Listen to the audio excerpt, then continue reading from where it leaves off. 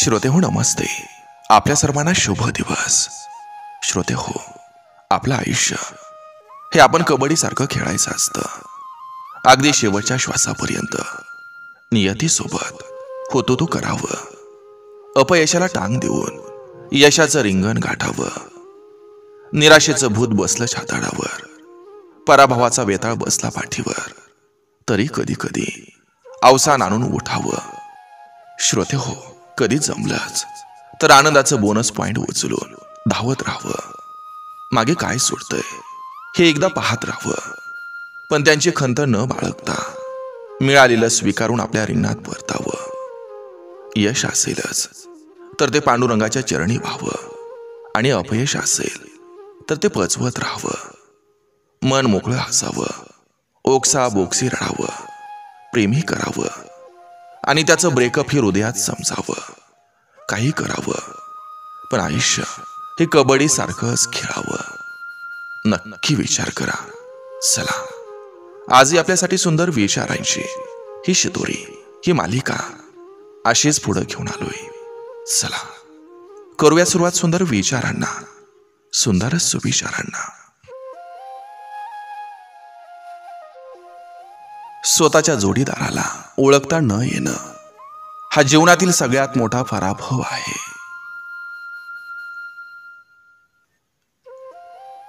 गरज नाही की घर मोठंच असावं, पण जसं असावं ते फक्त सुखी आणि समाधानी असावं.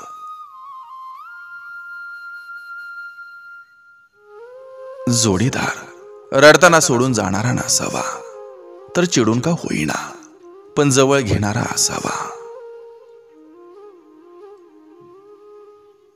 आयुष्यात आपल्यासाठी वाट पाहणारी आणि थांबणारी माणसं खूप कमी असतात. अशा माणसांना नेहमी आपल्या प्रेमानं जपून ठेवावं. नात्यात पैसा दिला नाही की तेच नातेवाईक नातेवाईट करून टाकतात. कुटुंबाचं प्रेम आणि अडचणीच्या काळात मित्रांनी केलेली मदत ही नेहमी कोणत्याही सत्तेपेक्षा, संपत्तीपेक्षा आणि प्रतिष्ठेपेक्षा खूप मोठी असते.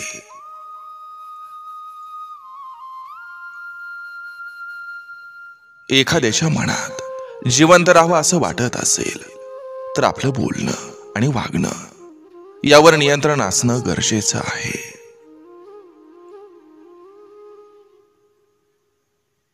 एक कणखर व्यक्ती कधीच गिवअप करत नाही.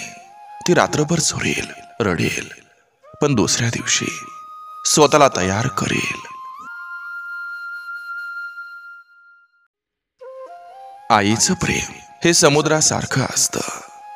तुम्ही त्याची सुरुवात पाहू शकता, पण शेवट नाही.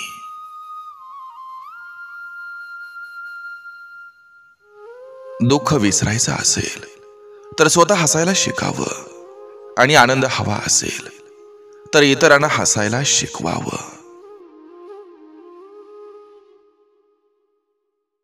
मानसिक शांती असेल तर सर्व काही गोड वाटतं, नाही तर धनाच्या राशीवर लोळूनही ती टोचायला लागते. एक स्त्री जेव्हा प्रगती करते, यशस्वी होते, तेव्हा तिच्या मेहनतीकडे दुर्लक्ष करून चारित्र्यावर प्रश्न निर्माण करतात लोक.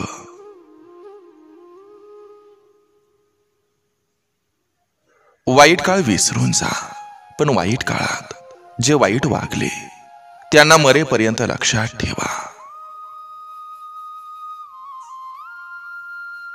कोणत्याही व्यक्तीला नीट ओळखल्याशिवाय इतरांचं ऐकून त्याच्याबद्दल कोणतंही मत बनवणं हे मूर्खपणाचं लक्षण असतं.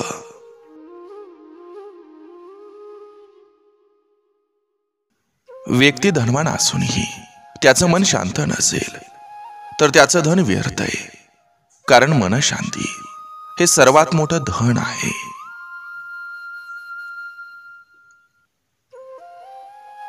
शहरात आलेल्या सगळ्या स्वप्नांना मोठं होता येत नाही. कर्माचं गणित खूप मोठं आहे. जर दुसऱ्याचं चांगलं केलं तर आपलंही चांगलं होईल.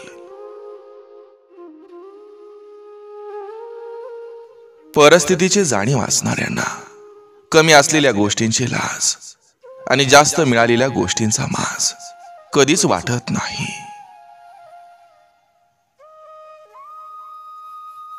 आपल्या प्रगतीवर जळणारे हे लांबचे नसून आपल्या जवळचे नातेवाईक असतात. अशांना वेळीच ओळखा.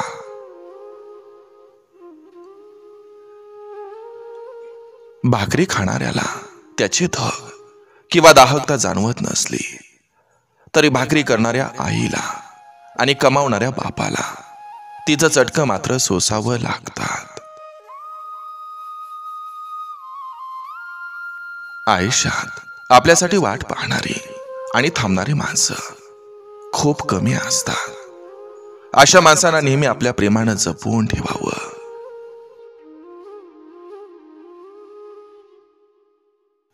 नाही म्हणण्यात मोठा आनंद असतो.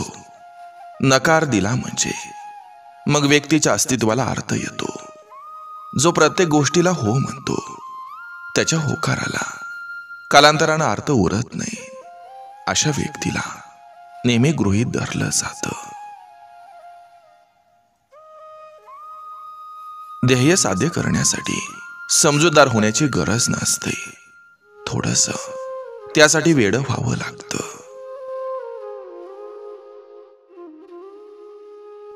कारल्यासारख्या कडू स्वभावाची माणसं कधी कधी संकटात धावून येतात. पण साखरेसारखी गोड बोलणारी माणसं ऐन वेळी धोका देतात.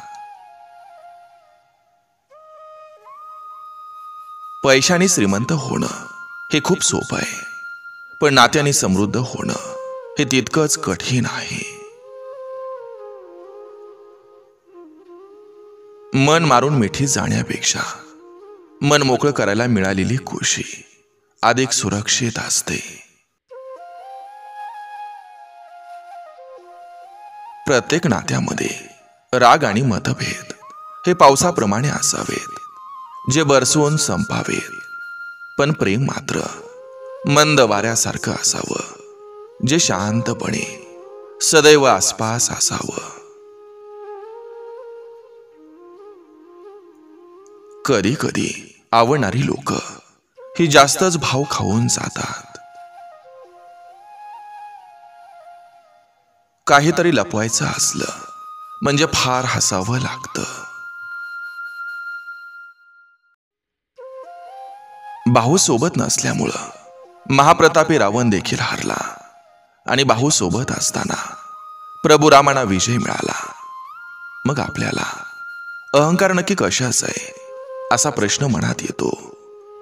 त्याचं उत्तर मिळवायचं असेल तर नेहमी कुटुंबासोबत राहा. बाहू बाहू मिळून इतिहास घडवा. कुटुंब कधीही विभागलं जाणार नाही असा प्रयत्न करा.